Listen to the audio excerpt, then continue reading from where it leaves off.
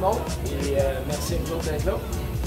Avant d'aller un petit peu plus loin, quand on parle de psychologie de la performance, on va essayer de définir qu'est-ce que veut dire le mot performance. Si je te parle de performance, pour toi, ça veut dire quoi? Il y a plein d'aspects là. Si tu en avais un aspect de la performance. L'argent. L'argent. Ouais. Okay, si tu avais un aspect de la performance pour toi, ça serait quoi? Trouver des nouveaux clients. Trouver des nouveaux clients.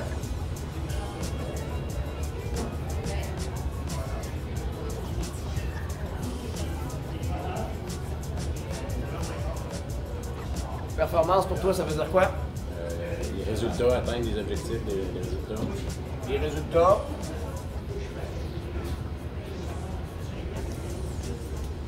Les objectifs.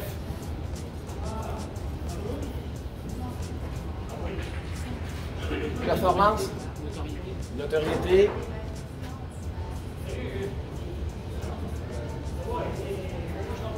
Une performance pour toi, c'est quoi? Progresser. Progresser. J'aime bien.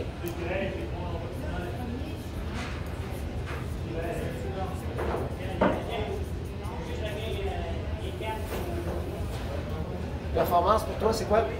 Trouver des nouvelles stratégies de vente, de nouveaux produits, nouvelles lignes. Résume-moi ça en un mot. Une performance, ça serait quoi pour toi? Nouvelles stratégies. Une nouvelle stratégie.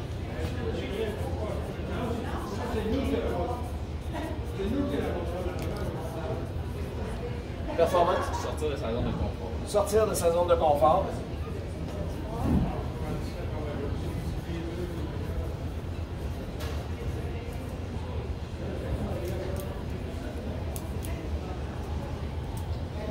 C'est pas évident hein, de dire c'est quoi la performance.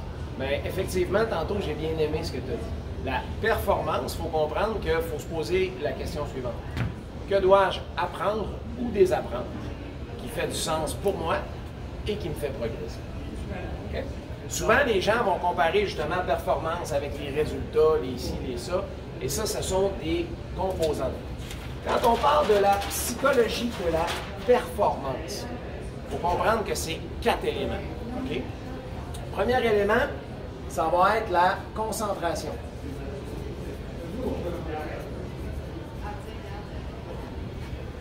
Okay? La concentration, c'est justement, elle porte sur ce que je dois améliorer ou apprendre pour progresser.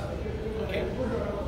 À ça, on va attacher la capacité de se fixer des buts.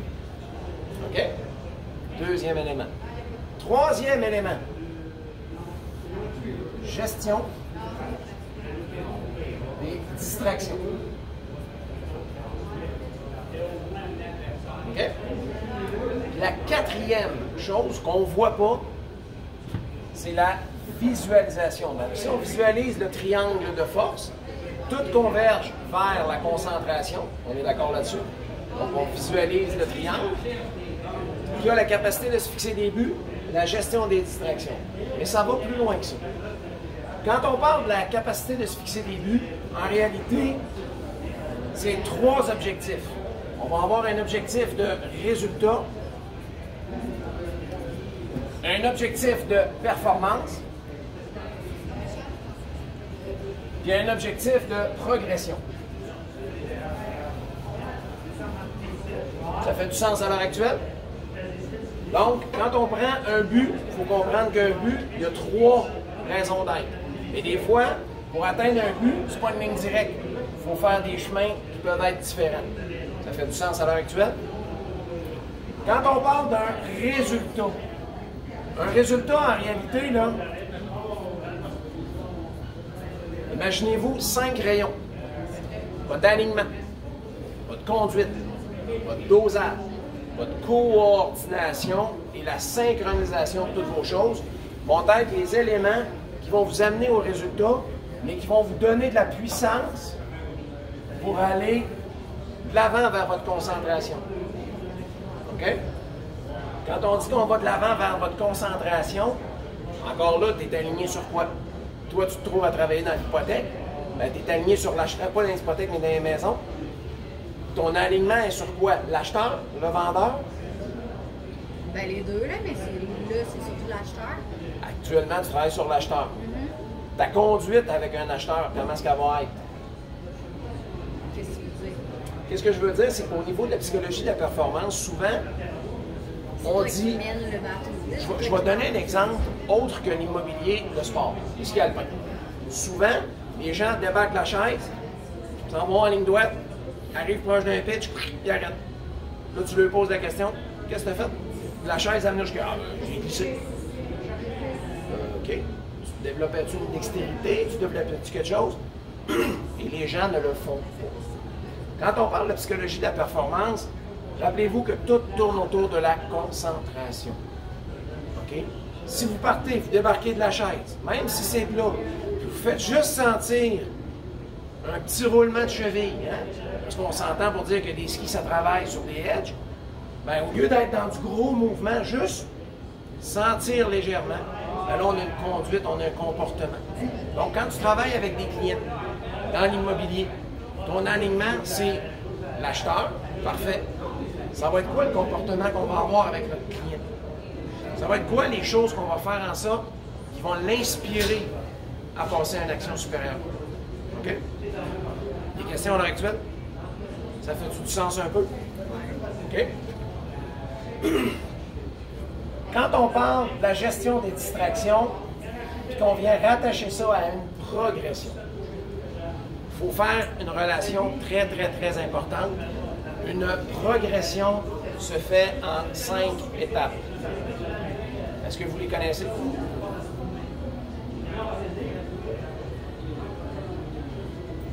Non. Peut-être. Ouais, peut-être. Peut-être, hein? On ne sait pas trop. C'est les mêmes que l'apprentissage. Apprentissage, progression, ça serait quoi pour toi? On parle du cycle inconscient, incompétent, conscient, etc. Et puis tu arrives à C'est vague un peu, hein? On parle d'inconsciemment incompétent, C'est ça. conscient de tes incompétences, C'est ça. compétent et conscient, C'est ça. compétent et inconscient, C'est ça. et métacompétent. C'est de ça que tu parles? C'est ça. Mais c'est vague un peu en termes de progression. Mais quand on parle d'une progression en 5 temps, on va avoir une initiation. La première fois qu'on fait quelque chose. La première fois que tu rencontres un client. La première fois que tu prends une commande, tu fais l'évaluation d'une chose, ou que tu fais un nouveau croquis, hein, ou que tu fais une nouvelle transaction. Acquisition, consolidation, perfectionnement, variation créative. Encore là, imaginez-vous une roue qui est composée de 5 rayons, OK? Et chaque espace entre les rayons est égal. On a une roue avant, on a une roue arrière, sur un vélo pour prendre une image, hein, parce qu'on travaille la visualisation. On est parti d'un triangle, on est en train de ressembler à quelque chose qui se rapproche d'un vélo. Sur un vélo, que ce soit un vélo de route, un BMX, quel est le rayon le plus important d'une roue? Ils sont tous importants. Et s'il y en a un qui est mal aligné, pas long qu'on le sait. Bien, quand on parle de la psychologie de la performance, on a un triangle de force qu'il faut se rappeler. C'est celui-là ici. OK? Tout tourne autour de la concentration, les buts et la gestion des distractions. OK? Je vous donne un exemple. Dans l'environnement où on est là, il y a du bruit autour de nous. Là, vous êtes concentré sur moi, mais au niveau de ma gestion des distractions, j'entends les gens qui parlent devant moi. J'entends les verres qui brisent, comme qui brassent là. Donc, il faut gérer ces choses-là. Quand on ne sait pas trop comment les faire, c'est là que ça devient rock'n'roll. Puis derrière ça, ici, il faut comprendre que notre conseil d'administration intérieur est composé de 5 éléments. Sois fort, fais un effort, dépêche-toi, sois parfait, fais plaisir. Là, ça vous parle, ça? Ils sont toujours en interaction à 4320 probabilités d'équation. Nous on pourra en reparler dans une prochaine boîte à outils de ce côté-là. Si je vous résume aujourd'hui la psychologie de la performance, comme je vous ai dit tout à l'heure, c'est 4 éléments très précis. La première chose, la visualisation. OK?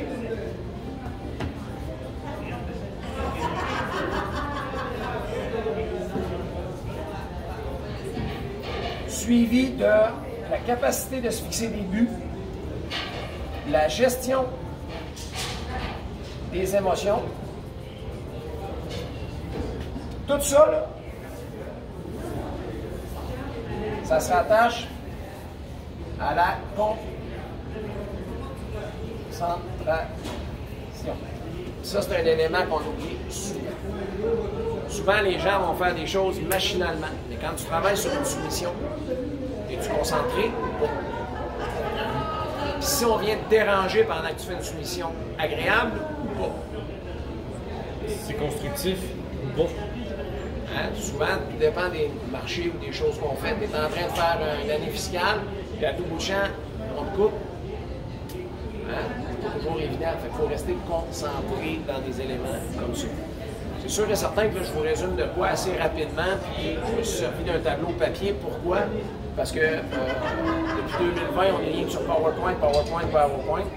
Et honnêtement, ça faisait un petit bout de temps que j'avais pas sorti mon tableau. C'est en parlant avec toi, Laurent, tu m'as expliqué là-dessus.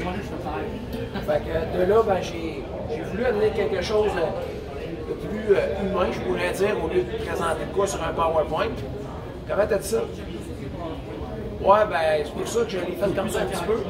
Et en même temps, ben, c'est là où on est capable d'avancer. Donc, comme je disais, en termes de psychologie de la performance, gardez ça simple. Si je me ramène à ce que vous me partagiez tout à l'heure ici, faire de l'argent, on s'entend-tu pour dire pour faire de l'argent, il faut rester concentré. Trouver de nouveaux clients, capacité de se fixer des buts. Résultat, objectif, capacité de se fixer des buts. Notoriété, l'ensemble de l'œuvre. Progression, effectivement. Les gens oublient ce mot-là.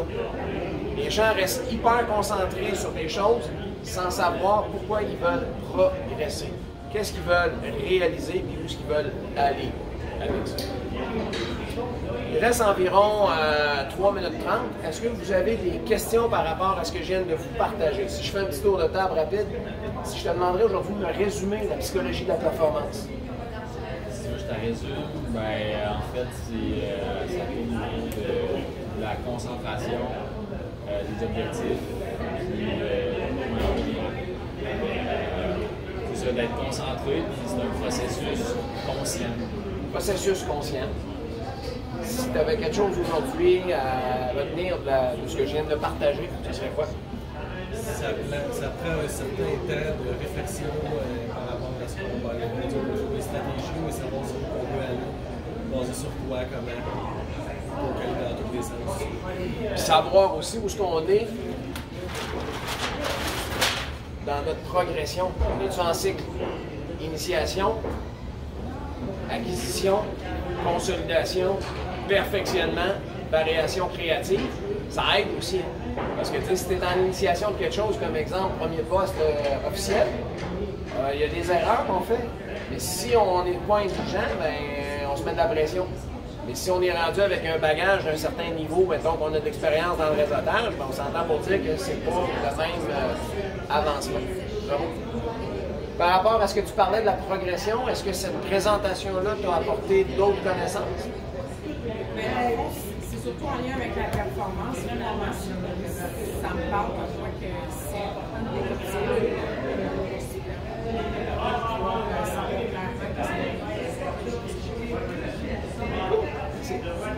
Laurent? Faut que je dorme tout ce qui... Non, ce que tu disais, effectivement, les buts, c'est important. On a un but principal et une but parfois c'est des buts intermédiaires, c'est ça qui est... On va le nommer objectif, puis c'est là où il faut faire attention entre une distinction entre un but. Le but, c'est la mission. Mais il y a des objectifs à faire. Puis souvent, ça, c'est l'erreur que les gens font. Les gens vont se mettre un but, puis là, ils vont courir après ça. Mais les résultats que tu veux atteindre, c'est quoi? La performance que tu dois mettre en place, c'est quoi? La progression que tu dois faire, exemple, je suis en initiation, je veux me rendre en acquisition, bien, les chances que tu fasses un 3 sur 3 d'échec, c'est plutôt nul. Mais si on s'arrête à un but, puis qu'on ne le définit pas autrement, c'est là que ça commence à être rock'n'roll. Qu'est-ce que cette présentation-là t'apporte aujourd'hui, comme boîte à outils? bien une meilleure compréhension, surtout quand tu veux progresser. C'est important de savoir t'es où, tu t'en vas où, puis t'es rendu où. Et où tu t'en vas où, t'es rendu où, hein? Ouais, exact, c'est ça. Excellent. Ça t'a-tu apporté un petit quelque chose, cette boîte-là aussi, aujourd'hui? J'ai surtout enregistré la concentration, puis que tout est interrelié, donc tu pars de où, tu t'en vas où, mais tout est relié, il faut que tu aies toujours dans ta tête de où tu es parti, où tu t'en vas, puis qu'est-ce que tu fais, faut que tu y penses tout le temps, les trois en même temps. Excellent, merci. Ça t'a-tu apporté un petit quelque chose? Oui, non, peut-être. Ben, de bien décortiquer, puis de. Après, ça va toujours changer. Tu sais, oui, tu le décortiques au début, mais dans le milieu, il faut que tu le refasses, puis à la fin. L'ajustement. Et savez-vous pourquoi j'ai choisi un vélo comme exercice de visualisation? C'est la seule machine au monde qui vous permet de vous propulser aussi loin et aussi rapidement que par votre propre puissance. Il n'y a rien d'autre au monde qui est capable de faire ça. Donc, imaginez que justement votre projet, vous l'assoyez sur un vélo. C'est à vous de l'amener là où vous voulez l'amener et à la vitesse à laquelle vous voulez le porter. Un énorme merci de m'avoir accordé ces 15 minutes-là dans la turbulence.